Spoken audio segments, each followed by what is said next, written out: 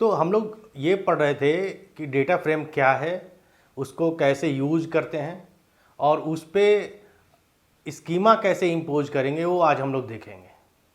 Use तो बहुत सारा है, यूज केस उसका हम लोग एक एक करके देखेंगे कि किस किस तरह का प्रॉब्लम स्टेटमेंट हम लोग बना सकते हैं। लेकिन मेन फ़ायदा ये है उसका कि जो भी डेटा हम रीड करेंगे CSV फाइल का या टेक्स्ट फाइल का या किसी और फाइल फॉर्मेट का, वो डेटा स्पार्क में टेबुलर फॉर्मेट में आ जाएगा। तो टेबुलर फॉर्मेट से हमें बहुत सारे फ़ायदे हैं।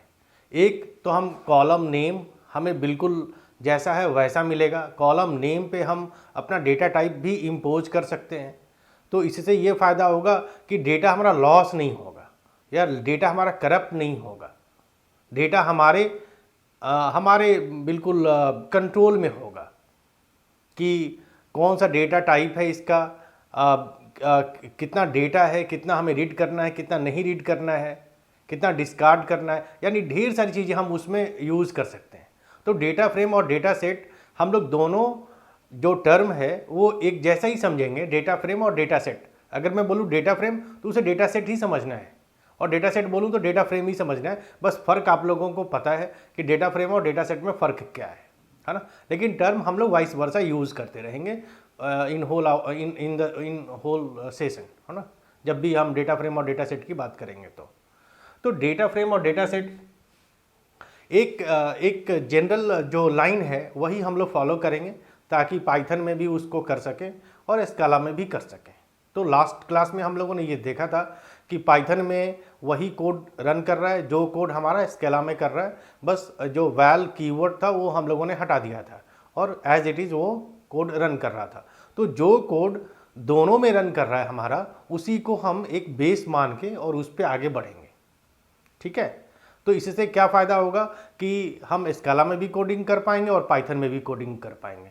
पाइथन को हम इग्नोर करके नहीं चल सकते क्योंकि पाइथन मोस्ट पॉपुलर लैंग्वेज है आज के डेट में डेटा साइंस और बिग डेटा के फील्ड में। तो जो भी हम देखेंगे वो स्काला में भी देखेंगे और पाइथन में भी देखेंगे, दोनों लैंग्वेज में देखेंगे। ठीक है। तो लास्ट क्लास में हम लोगों ने ये देखा था कि वेरिएबल था हमारे पास एक, और उस पे हमने फाइल को रीड किया था।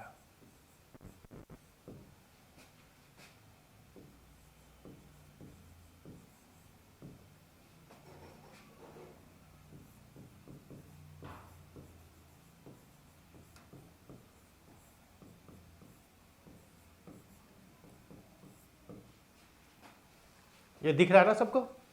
उसके बाद ये ऑप्शन, ये तो आप सबको पता है। यहाँ पे पाथ था,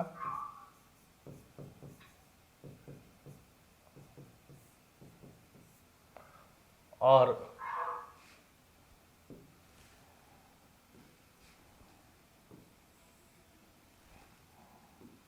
ये फिर ऑप्शन, ये फिर इन्फर स्कीमा,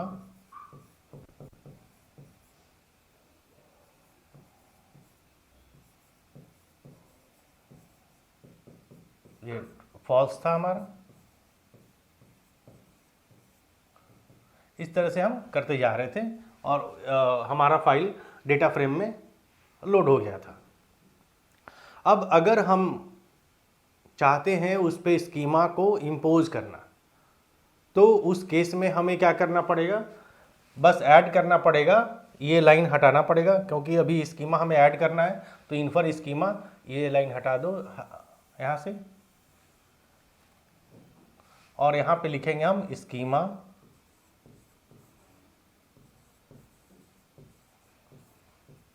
और जो भी स्कीमा नेम है हमारा, मान लो कि जो भी स्कीमा नेम है वो यहाँ पे स्कीमा नेम डाल देंगे हम लोग, है ना, और header is equal to true कर देंगे, यानी कि option header is equal to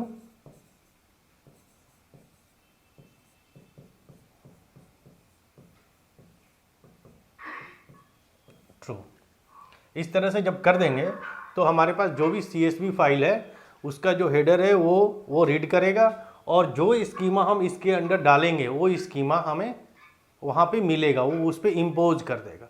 जो डेटा टाइप हम उसको डिफाइन करेंगे स्कीमा के अंदर, वो डेटा टाइप उस पर वो इम्पोज कर देगा।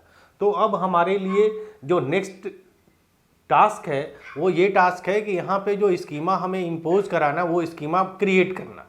स्कीमा का मतलब बस कुछ नहीं है। स्कीमा का मतलब इतना ही होता है कि फील्ड नेम और फील्ड टाइप, डेटा टाइप, ये डिफाइन जहाँ पे कर दिया हमने, वो उसे कहते हैं स्कीमा।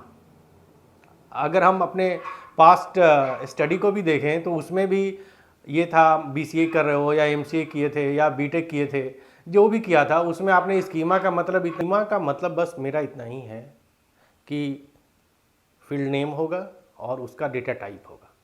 अगर ये जहाँ भी हमने डिफाइन कर दिया उसको स्कीमा कहते हैं। जब हम लोग डेटाबेस भी पढ़ रहे थे तो उसमें स्कीमा हम लोग इसी को कहते थे। जहाँ भी फील्ड नेम और डेटा टाइप डिफाइन कर दिया किसी टेबल का, तो हमने ये कहा कि ये स्कीमा इस टेबल का है, क्योंकि उस टेबल के लिए हम लोगों ने फील्ड नेम और डेटा टाइप डिफाइन कर दिया। यहाँ भी वही चीज़ है। हमारे पास जो टेबल है that is called CSV file, वो हम एज अ टेबल कंसिडर कर रहे हैं, और उसका अगर हमने फील्ड नेम और डेटा टाइप डिफाइन कर दिया तो वही हमारा स्कीमा होगा। ठीक है, तो अब हम स्कीमा डिफाइन करने जा रहे हैं।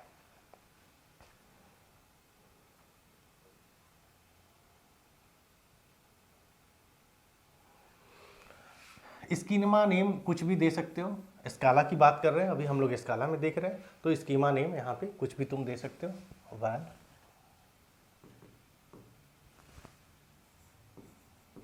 वैल स्कीमा नेम मान लो फ्रूट डेटा, जो हम लोगों ने data.gov.in से डाउनलोड किया था, वो डेटा था फ्रूट्स का। तमिलनाडु स्टेट के लिए फ्रूट्स का प्रोडक्शन कितना है, कितने हेक्टेयर ज़मीन में कितना प्रोडक्शन है, किस ईयर में, वो डेटा हम लोगों ने डाउनलोड किया था। उसी डेटा पे हम लोग आगे काम कर रहे हैं अभी, और इस प्रॉब्लम स्टेटमेंट को भी हम लोग उसी डेटा सेट पे देख रहे हैं। वो डेटा सेट अगर हम लोग देखें तो उसमें फील्ड नेम दिया हुआ है और उसका डेटा टाइप हम लोग यहाँ पे अभी डिफाइन करेंगे। तो फ्रूट के लिए कर रहे थे, बेसिकली उस डेटा सेट का नाम था फ्रूट। ये फ्रूट डेटा स्कीमा है, इसको फ्रूट स्कीमा लिख दो तो ज़्यादा समझ में आएगा, है ना। ये फ्रूट स्कीमा। अब यहाँ पे देखना ये है कि कौन सा डेटा टाइप हम लोग यूज़ कर रहे हैं। तो जब भी स्कीमा डिफाइन करेंगे तो स्ट्रक्ट टाइप है ना, ये एक डेटा टाइप है स्कीमा डिफाइन करने के लिए। ठीक है,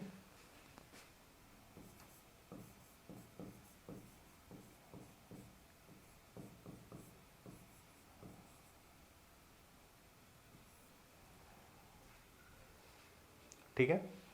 इसके अंदर स्ट्रक्ट टाइप कहने का मतलब ये है हमारा कि ये जो तुम्हारा डेटा फील्ड बनेगा, CSV फाइल का जो फील्ड नेम है, मान लो कि ये फील्ड 1 है, F1 है, ये F2 है और ये F3 है। F की जगह पे तुम कॉलम से ही लिखता हूँ तो ज़्यादा समझ में आएगी बात है ना। कॉल 1, कॉल 2, कॉल 3, ये कॉलम नेम है। लेकिन बेसिकली ये कंसेप्ट हमारा बिग डेटा में काम करता नहीं है। हम ऐसा सोचते नहीं कि प्राइमरी की बनाएं। आपने देखा होगा कि बिग डेटा आया ही इसीलिए है कि ये डेटा के साथ अच्छे से हम लोग उसको डेटा को अच्छे से रख सकें। प्राइमरी की में क्या है कि कंस्ट्रेंट होने की वजह से वो डेटा को हम ले ही नहीं पाएंगे। और बिग डेटा का कंसेप्ट जो बेस कंसेप्ट है कि हमारे लिए स्क्रैप डेटा भी काम का हो सकता है। भले ही अभी नहीं पता चल रहा है हमें डेटा देखने पर कि ये डेटा अभी हमारे लिए किसी काम का नहीं है इन सम केसेस, लेकिन फ्यूचर में क्या होगा, उस डेटा का यूज़ होगा कि नहीं होगा, हम अभी नहीं कर सकते। इसीलिए आज के डेट में जब भी हम बिग डेटा की बात करते हैं तो पहले ETL पाइपलाइन था। एक्सट्रैक्ट करो डेटा को, एक्सट्रैक्ट आप कहीं से भी कर सकते हो।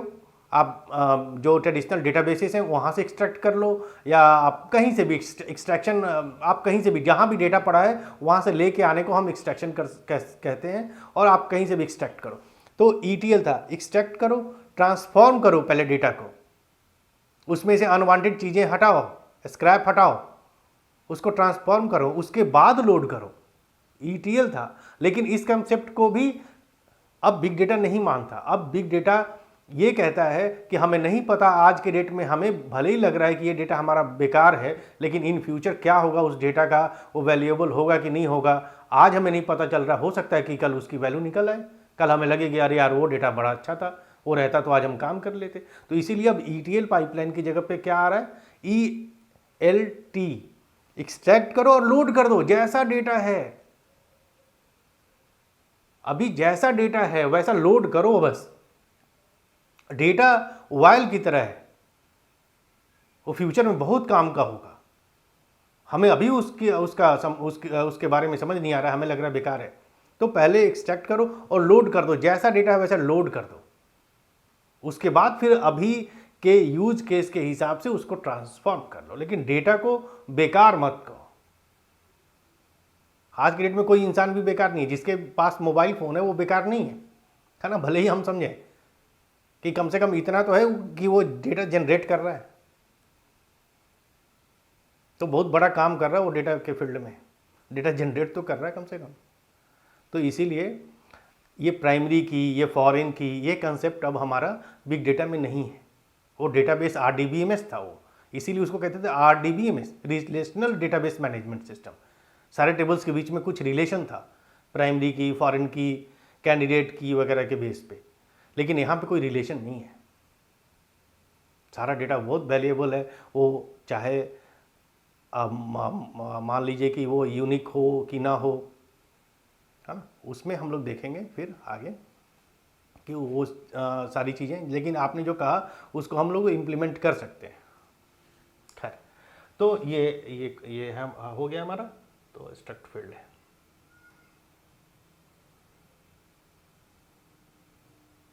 तो इसका अब हम प्रैक्टिकल करने जा रहे हैं, है ना। तो चलो अब इसका एक प्रैक्टिकल करके देखें कि जो फ्रूट डेटा सेट था जो हम लोगों ने datagov.in से डाउनलोड किया था, उसी पे ये यूज़ केस अभी रन कराएंगे। यूज़ केस क्या, बस इतना ही रन कराना है हमें कि ये जो डेटा टाइप है वो हम इम्पोज कर पा रहे हैं कि नहीं कर पा रहे हैं, है ना। ठीक है, ओके।